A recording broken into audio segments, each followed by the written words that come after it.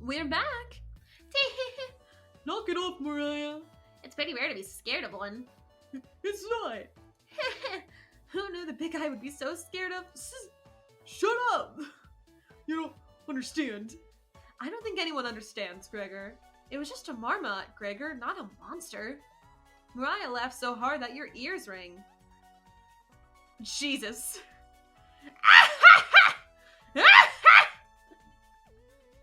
Tears are rolling down her cheeks. She's laughing so hard, she's about to hyperventilate. Stop Mariah from hyperventilating? Absolutely not. One less mouth to feed, right?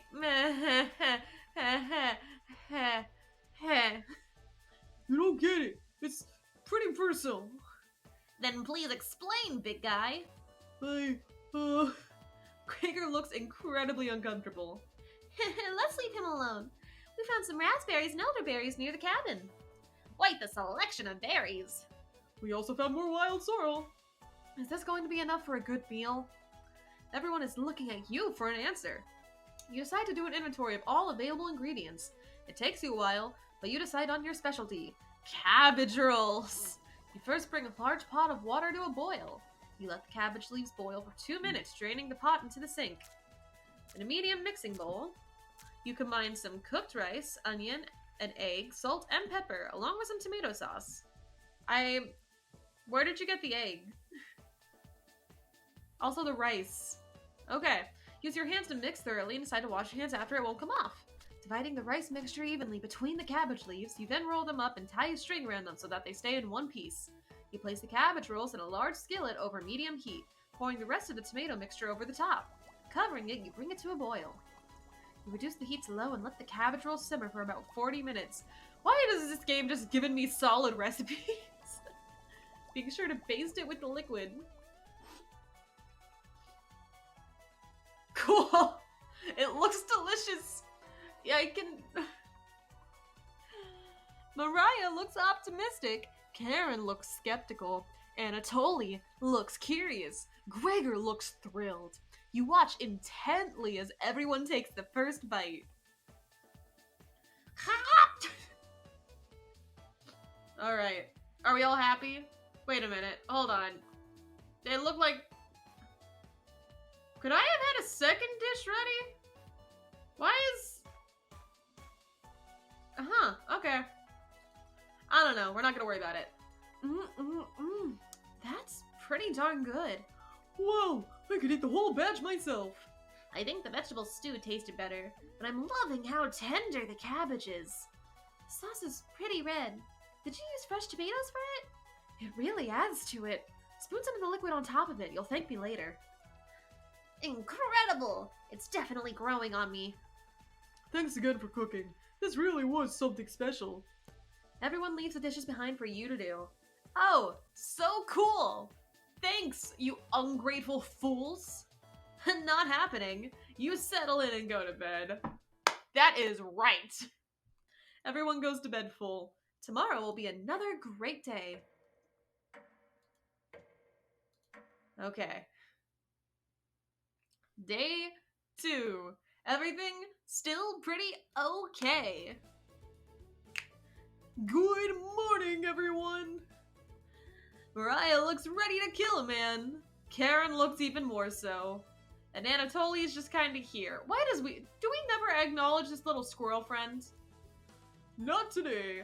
Why? Storm clouds are gathering outside. We need to find some food before it begins to downpour. Gregor, you're overreacting. We have enough food to last us a while. Enough food? I thought we used most of the supplies for last night's dinner. He's right. The meal you made was delicious, but it used a lot of what we had. Gregor's also correct. Precipitation is unusually high in this area, with many areas being high risk for flooding. It'd be foolish to not go out and look for food today. You really think it'll flood? Thankfully, the cabin is on high ground, but that doesn't mean we're safe from floodwaters. It's always a possibility, so it can't hurt to be prepared. You're losing it, Gregor. Karen!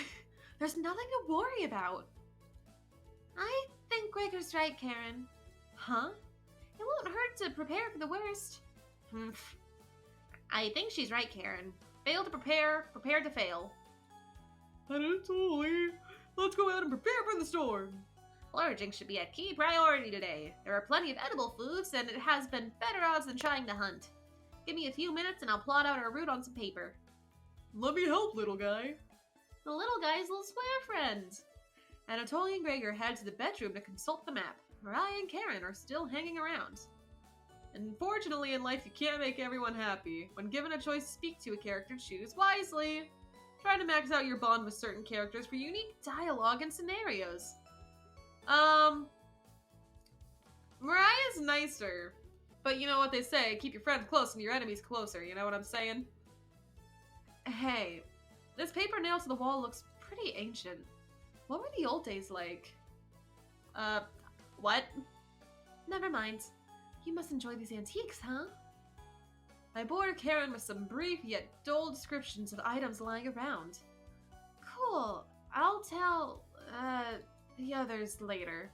Karen looks disturbed by your comments. You hear a loud laugh from the other room. Gregor and Anatoly come back from their meeting. Gregor is blushing slightly.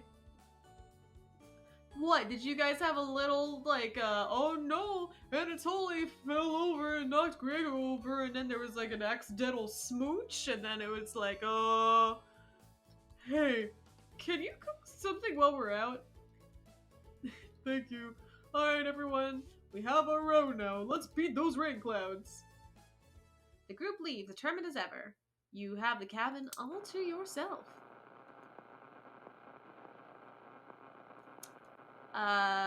What? What's that noise? Sounds like it's coming from the kitchen. Radio? What's going on with that radio? Didn't even notice it on the ground when you walked in. Did somebody leave this radio here? It looks newer than anything you've seen before. Seems to be broken. Better hold on to this. Before you cook dinner, what should you check out? Let's go check out the bedroom. Let's see here. Poor Anatoly. Karen's snoring is so loud she even wakes you up sometimes. Anatoly must be running on fumes. Would he have the courage to wake her up, though? Probably not. You wait around for the others to return. What? I wanted to go actually check it out. Mariah's back early today.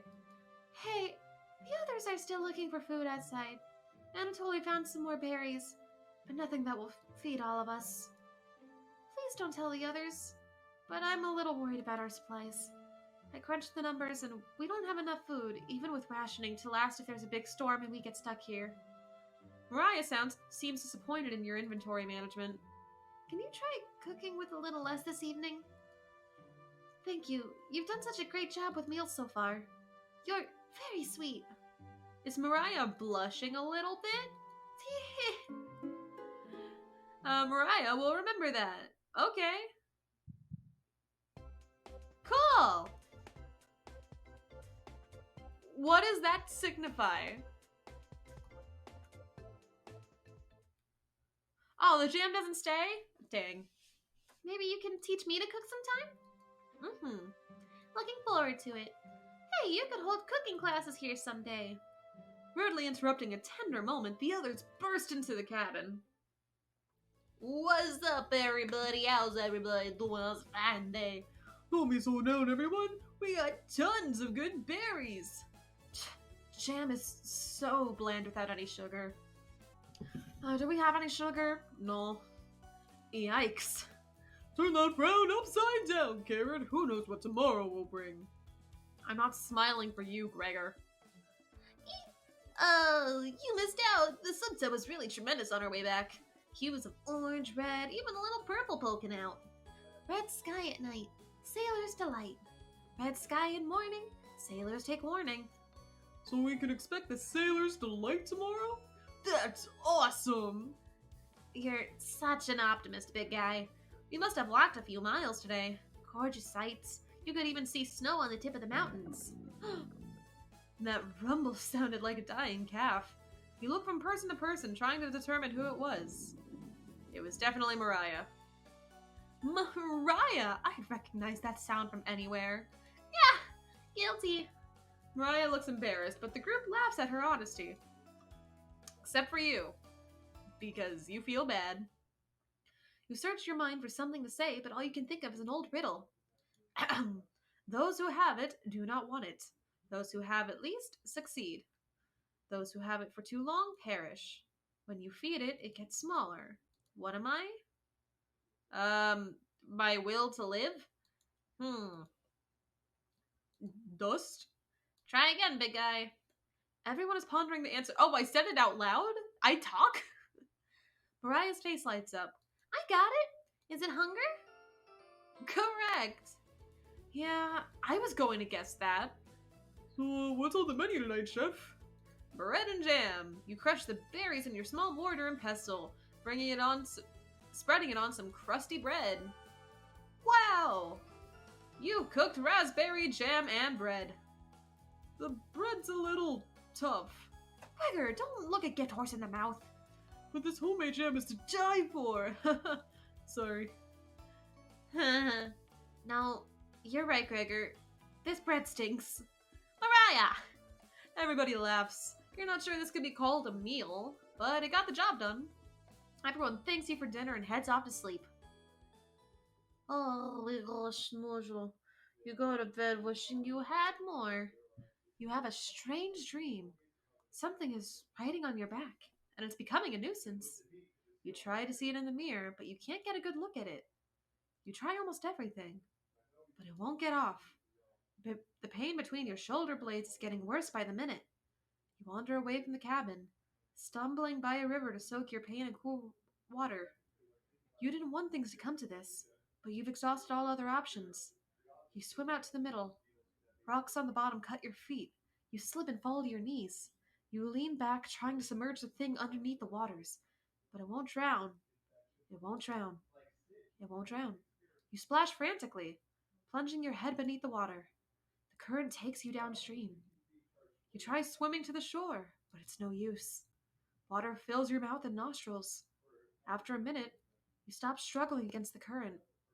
As you gaze up at the sky, you feel it leaving your back, drifting into the sky as you sink to the bottom. As you take your last gasp, you see what was on your back staring into your eyes. But you don't even have the air in your lungs to scream. You wake in a cold sweat. Ah!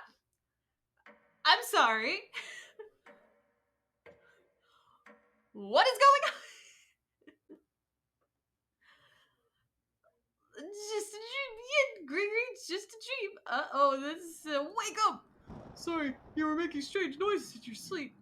Okay. What's going on, Gregor? Did the lightning wake you up? It woke me up. Tried to fall back asleep, but it's so loud. Ugh, let's just get back to sleep and talk about this in the morning. Everyone nods in agreement and gets back to bed. Okay, what was I drowning? Was that symbolic, or did I actually do something in my sleep? Except for you. You can't fall back asleep. You still have goosebumps from the nightmare.